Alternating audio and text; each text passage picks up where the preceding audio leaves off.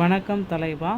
புதிதாக அமையவுள்ள தாவேகா கூட்டணியுடைய முதல்வர் விஜய் அவர்களுடைய அமைச்சரவையில் யார் யாரெல்லாம் இடம்பெற போகிறாங்க, இதனுடைய சிறப்பம்சங்கள் என்ன, தாவேகா நிர்வாகிகள் யார் யார் புதிய அமைச்சராக வரப்போகிறாங்க, விஜய்க்கு வந்து பார்த்திங்கன்னா அடுத்த கட்ட நிகழ்வுகள் என்ன இருக்குது, பெரும்பான்மையை பெற்ற விஜய் அடுத்த கட்டத்திற்கு என்ன செய்ய போகிறாங்க, எப்பொழுது அடுத்த கட்ட நிகழ்வு, புதிய அறிவிப்புகள் எப்பொழுது வெளியாகும், இதை பற்றி தான் பார்க்க போகிறோம்.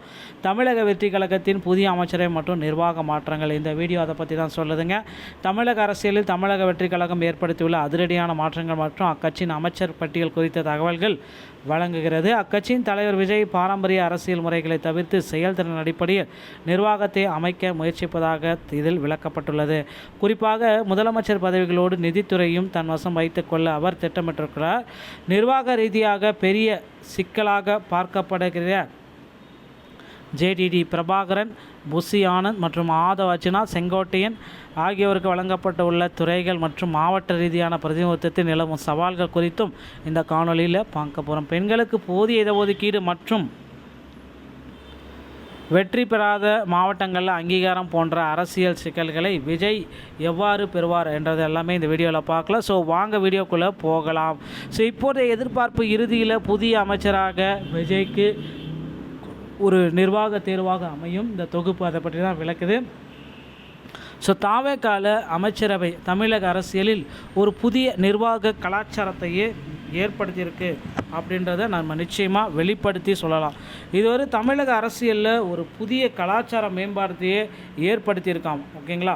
ஸோ அது என்ன ஏற்பாடு, எப்படியெல்லாம் இது நடந்திருக்கு, யாருக்கு இதில் வந்து பார்த்திங்கன்னா நிர்வாக புரட்சிகள் எல்லாமே வெடிச்சிருக்கு என்பதை எல்லாமே வீடியோவில் கிளியர் கட்டாக நான் எக்ஸ்பிளைன் பண்ண போகிறேன். ஸோ வீடியோவை ஸ்கிப் பண்ணாமல் பாருங்கள், அப்போ தான் நான் என்ன சொல்ல வரேன் அப்படின்றது உங்களுக்கு புரியும். தமிழக அரசியலில் வெற்றி கழகம் ஏற்படுத்தியுள்ள அதிரடி மாற்றங்கள் தான் இதில் வந்திருக்கு. ஸோ முதலமைச்சர் பதவியோடு நிதித்துறையும் தன் வசம் வைத்து கொண்டிருக்கார் விஜய். புதிய நிர்வாக மாதிரியோடைய சிறப்பம்சம் அப்படின்னு நம்ம பார்க்குறப்ப பாரம்பரிய அரசியலை தவிர்த்து சாதி சமநிலை மற்றும் கூட்டணி கட்சிகள் முழு அழுத்தங்களுக்கு பணியாமல் தன்னிச்சையாக துணிச்சலான முடிவெடுக்க எடுக்க கலாச்சாரத்தை கொண்டு வரக்கிறார். ஓகேங்களா? ஸோ முதலமைச்சர் விஜய்க்கு வந்து பார்த்திங்கன்னா நிதித்துறை தன் கண்ட்ரோலில் இருக்கும் அப்படின்றது எதிர்பார்க்கும். தமிழக வரலாற்றில் பொதுவாக கல்வித்துறை மட்டுமே முதலமைச்சருடன் இருக்கும். ஆனால் நிர்வாகத்தில் முழுமையான கட்டுப்பாட்டை உறுதி செய்ய விஜயிடம் நிதித்துறை தன்வசம் வைத்து கொண்டிருக்கிறார். ஸோ உத்தேசமான அமைச்சரவை பட்டியலில் ஜேடி பிரபாகரன் சபாநாயகராக தேர்வு. அனுபவம் வாய்ந்த ஒருவரை சபாநாயகர் நியமிப்பதன் மூலம் சட்டமன்ற விவாதங்களை சீராக கையாள திட்டம்.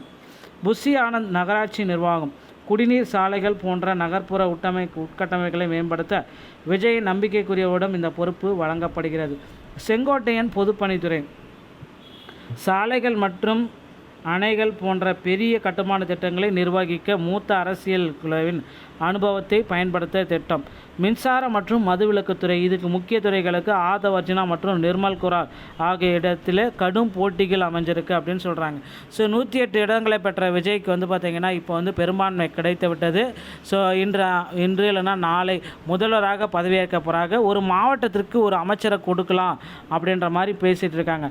அனைத்து பகுதிகளுக்கும் சமமான முக்கியத்துவம் அளிக்க ஒவ்வொரு மாவட்டத்திற்கும் ஒரு அமைச்சர் என்ற புதிய ஃபார்முலாவை கொண்டு வரதுக்கு சொல்லிட்டு இருக்காரு விஜய் அவர்கள்.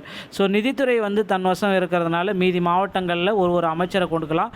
கட்சிகள் சந்திக்கும் சவால்கள், மாவட்ட பிரதிநிதித்துவ சிக்கல், ஒவ்வொரு தொகுதிகளும் வெற்றி பெறாத தென்காசி மற்றும் கன்னியாகுமரி மாவட்டங்களுக்கு அமைச்சரவையில் இடமில்லை என்ற முடிவு விமர்சனங்களை எழுப்பியுள்ளது. உள்கட்சி போட்டி, மின்சாரம் மற்றும் மதுவிலக்குத்துறை ஆதவ் அர்ஜுனா மற்றும் நிர்மல் குமார் இடையே மிகப்பெரிய இணைகள் போட்டி நிலவுவது கட்சியின் முதல் உட்கட்சி சவாலாக பார்க்கப்படுகிறது. பெண்கள் பிரதிநிதித்துவம், ஏற்கனவே சென்னையில் 3 வாய்ப்பு வழங்கப்பட்டுள்ளதால் மரிய வில்சன் போன்றோருக்கு இடம் கிடைப்பதில் சிக்கல் ஏற்பட்டுள்ளது. இது பெண்கள் பிரதிநிதித்துவத்தை குறைக்கக்கூடும் என்று அஞ்சப்படுகிறது. ஸோ அமைச்சரவை சந்திக்கும் சவால்கள் எல்லாமே இதுக்கு. ஸோ இதனால் ஓகேங்களா, பிராந்திய பிரதிநிதித்துவ சிக்கல்கள் எல்லாமே இதில் வந்துட்டுருக்கு. ஸோ இதில் எல்லாமே வந்து பார்த்திங்கன்னா புதியதாக ஒரு வந்து பார்த்திங்கன்னா சாதி பிராந்திய செல்வாக்கு பணபவம் அப்படின்னு சொல்கிறாங்க. ஓகேங்களா, புதிய செயல்திறன் சார்ந்த அணுகுமுறையை வந்து விஜய் அவர்கள் கொண்டு ஒரு புதிய அமைச்சரவையை நடத்த திட்டமிட்டிருக்காங்க. ஸோ முதல்வராக பதவியேற்க விஜய் கூட வந்து பார்த்திங்கன்னா 33 அமைச்சர்களும் பதவியேற்பாங்க அப்படின்றத நிச்சயமாக எதிர்பார்க்கலாம். ஸோ விரைவில் ஒரு நல்ல செய்தியை இன்னும் ஒரு சில தினங்களில் நாம் எதிர்பார்க்கலாம். விஜய் போடுற போடுற முதல் கையெழுத்து அப்படின்னு நம்ம பார்க்குறப்ப மகளிருக்கு இலவச பேருந்தாக இருக்கும் 2500 ரூபா திட்டத்தை கொண்டு வர போகிறாரு. ஓகேங்களா, ஒரு மகளிர் உரிமை தொகை. ஸோ பொறுத்து வந்து நம்ம பார்க்கலாம். அடுத்தடுத்த தகவலை நீங்கள் தெரிஞ்சுக்க நீங்கள் நம்மளுடைய சேனலோட இணைந்திருங்கள். மீண்டும் ஒரு நல்ல தகவலோட நான் உங்களை சந்திக்கிறேன். நன்றி, வணக்கம், தேங்க்யூ.